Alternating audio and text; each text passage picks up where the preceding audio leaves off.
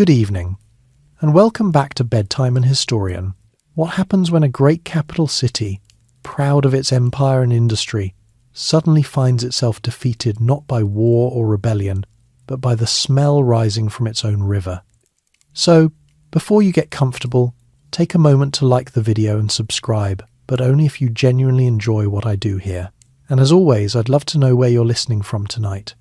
Post your location and local time in the comments below.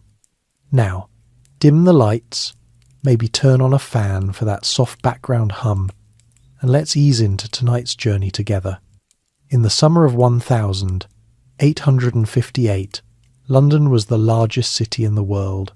It was the heart of an expanding empire, a centre of finance, science, trade and government. Steam trains moved through new stations of iron and glass. Warehouses crowded the riverbanks.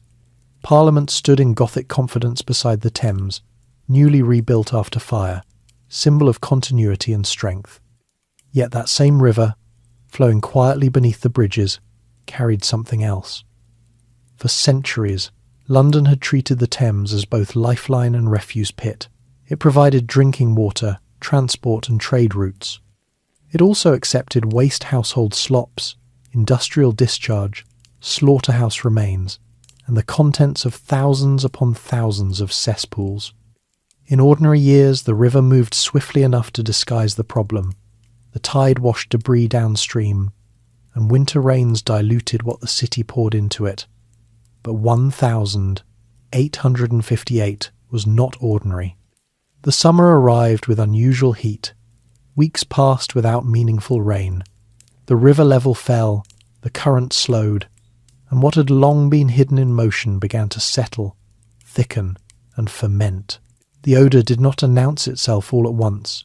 It crept, first along the wharves and docks, then through narrow streets that led toward the water.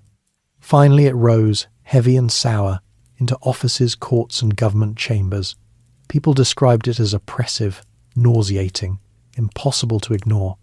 Windows were shut. Curtains soaked in chloride of lime were hung in desperate attempts to mask the air. Handkerchiefs were pressed to faces during short walks across bridges. The event would come to be known simply as the Great Stink. To understand why it became so severe, one must look beyond that single hot season. London's population had grown at a pace never before seen in European history.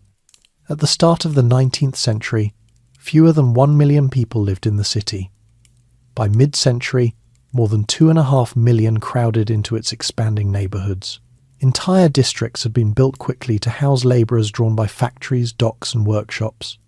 The physical structure of the city had not been designed for such numbers. Much of London still relied on drainage systems that dated back to medieval times. Small brick sewers, intended only for rainwater, ran beneath streets. Household waste was meant to be stored in cesspits, brick-lined holes beneath homes.